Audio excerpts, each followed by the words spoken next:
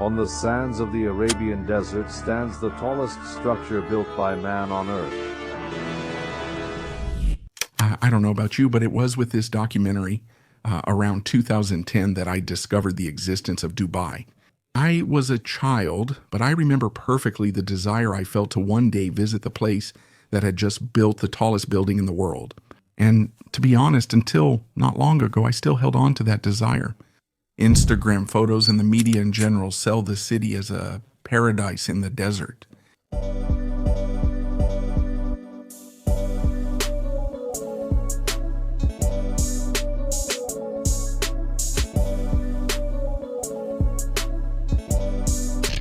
But behind all the glamour, the dark side remains hidden.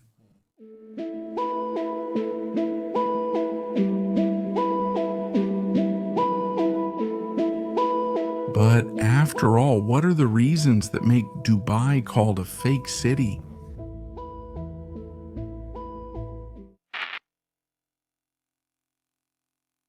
Dubai is a city that shares its name with its emirate, which, along with 6 others, is part of the United Arab Emirates. And although it is located in the Middle East, the city does not convey a vibe of Arab culture. And how do I know this without even having been there? Well, for 2 reasons. First, most people who have lived there say it is a soulless city, lacking genuine cultural identity, and that it is even difficult to make friends. Second, this information is backed by numbers. Dubai did not grow organically. Of its more than 3 million inhabitants, the majority are not native. After discovering oil in the 1960s and the real estate boom in the 2000s, the city received many foreign workers. Just to give you an idea, in terms of numbers, the United States is the country with the most foreigners in the world. But proportionally speaking, the United Arab Emirates are far ahead, with more than 80% of its population being expatriates. So, if you're thinking of going to Dubai to experience Arab culture, that's not exactly what you'll find. There are better places for that. The Sheikh turned Dubai practically into an amusement park in the desert. The architecture is not predominantly Arab. It is all very futuristic, full of little lights, highly modern, with malls packed with American stores you can find anywhere in the world. All these attractions, which might be enjoyable for a tourist, become boring and superficial for those who live there. Even the most impressive things seem overly forced. In the old town, they say a real city seems to exist, but that's not where tourists go. And expatriates, as a rule, are there temporarily aiming to earn money to save up and one day return home to live with their families. In other words, there is no natural sense of community like in any other city. People don't care about building lasting relationships because they live there with the intention of leaving one day. Another commonly discussed point is the feeling of being controlled. Not that Dubai is like North Korea, far from it, but the impression is that you are being watched.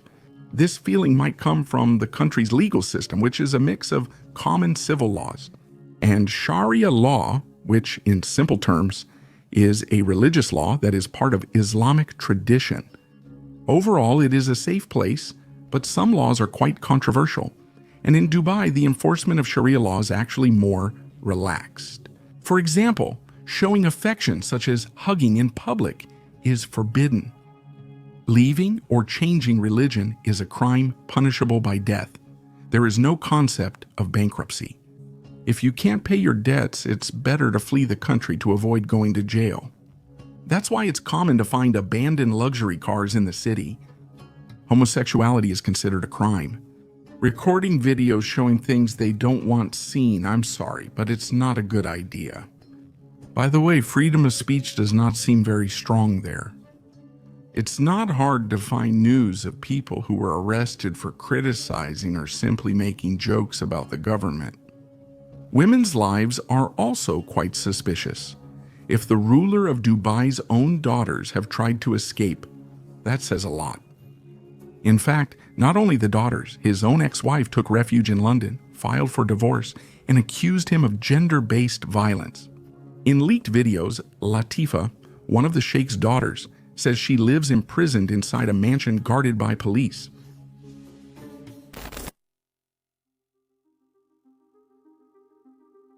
Dubai in general has no natural resources at all, except for oil, which is also running out. Water is abundant in the Persian Gulf, but it is salty, and turning it into drinkable water comes at a high cost, not only financially, but especially environmentally. To quench thirst, enormous natural gas plants are used to desalinate more than 2 billion liters of water per day. And electricity is no different. It is certain that they are promising to reverse this situation by 2050. But the United Arab Emirates have an energy matrix highly dependent on gas-based power plants as well. Apparently, environmental impact is not given much consideration there. To build the artificial island, sand was removed from the seabed, so all marine life present there was affected. And the islands, shaped like the world, didn't succeed much. Some sank, and most remain empty. Dubai manages to be a symbol of incredible and catastrophic engineering at the same time. For some architects, the metropolis is more a symbol of vanity and ego than of intelligence and functionality. Most buildings are empty. They serve more as a backdrop for an Instagram photo than as actual functional structures. Urbanization is also not viewed favorably. Have you ever seen Dubai from this angle? If you spend 5 minutes on Google Maps, you'll see the senseless contrast between the modern area and the suburbs. About the sewage system crisis, I don't need to say much because I thoroughly explained it in the first video. But for those who don't know, Dubai was forced to transport sewage by trucks to relieve the city's system.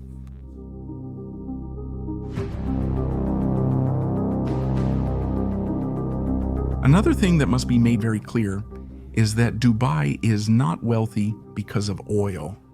It once represented 50% of GDP, but today contributes less than 1%. Its economy is fragile, and in 2009 had to borrow $10 billion from Abu Dhabi to pay its debts and finish projects like the Burj Khalifa and the artificial islands. What truly supports the economy is trade and the tourism sector. It is the 4th most visited city in the world, and its visitors spend on average $533 per day. This average makes it the city that receives the most tourist dollars on the planet. That's why its sheikh undertakes so many projects to impress the rest of the world.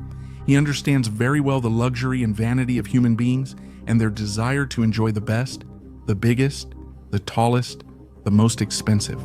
He wants you to go there and spend a lot of money to keep his Emirates economy afloat.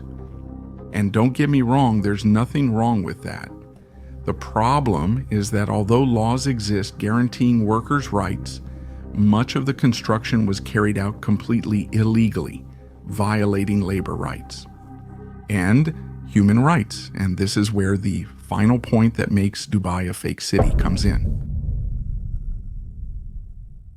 Look, I confess I hesitated and thought it would be an exaggeration to say this, but I believe there is enough evidence to affirm it. Dubai was built on the basis of slaves.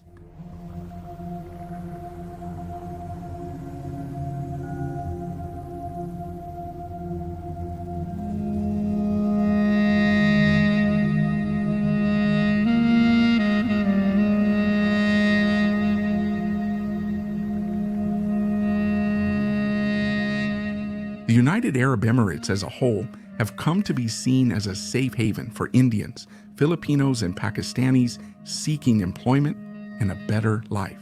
A report from a human rights NGO showed that, in 2005, there were nearly 3 million migrant workers in the country, and that this represented 95% of the workforce. The entire system began with recruiting agents who earned large sums sending workers to serve as construction labor in the country. The promise was to work 8 hours a day with accommodation, decent salary, and food. All it took was paying an absurd and illegal fee, since apparently the work contract was guaranteed. Some went completely into debt, taking loans and selling family land to have the privilege of working in Dubai. All workers interviewed by the NGO said their passports were confiscated by their employers. And this has become common and is seen as a custom, even though laws state this action is illegal. And upon arriving at the promised paradise, they were informed they had to work 12 hours a day under the scorching desert sun, carrying bricks and 50-kilogram bags of cement. The heat is so intense that some report going days without urinating because all body fluids exit through sweat. Housing consisted of a small room to accommodate more than 10 men. Basic sanitation? What's the point of that? Many work camps had open sewage due to the lack of infrastructure provided by the contracting companies. For food, sometimes they had a stove, but gas was not supplied. This forced the poor workers to light a fire to cook the little food they had. And the salary promised in their home country, in reality, when not unpaid or withheld for 2 months, came at half of what was stated in the contract. Workers left their countries to earn money and send most of it to support their families. But they couldn't earn enough to even pay off their debts and sustain themselves. They were prevented from forming unions and had practically no access to the judicial system. Many found themselves so trapped and in a dead-end situation that they took their own lives. The number of suicides is high and many are covered up as accidents. I have nothing for myself. I borrowed from other people to buy food. 5 months have passed and he hasn't paid me anything.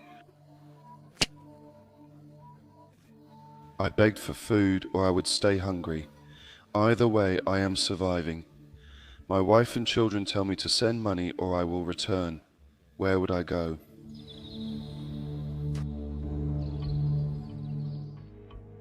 When NGOs and activists discovered this entire system, they sent emails, letters, complaints, everything you can imagine, to legal institutions and the government, but received no response.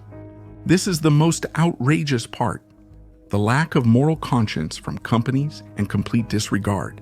According to the report, the government did little or nothing about this degrading situation. The enforcement of laws to punish and prevent complicit recruitment agencies and construction companies had little effect. So don't be fooled. Dubai was the subject of this video, but it represents the dirtiest and rottenest part of modernity. It's obvious that forced labor doesn't happen only there, but they sell the city as a perfect place, free of problems. It's a fact. That's exactly the point of the video. No wonder they call it a fake city. Behind the tallest building in the world, the largest mall, the islands, the luxury resorts, and the glamour they try to project, lies the city's true face, which is modern society's disguised slavery.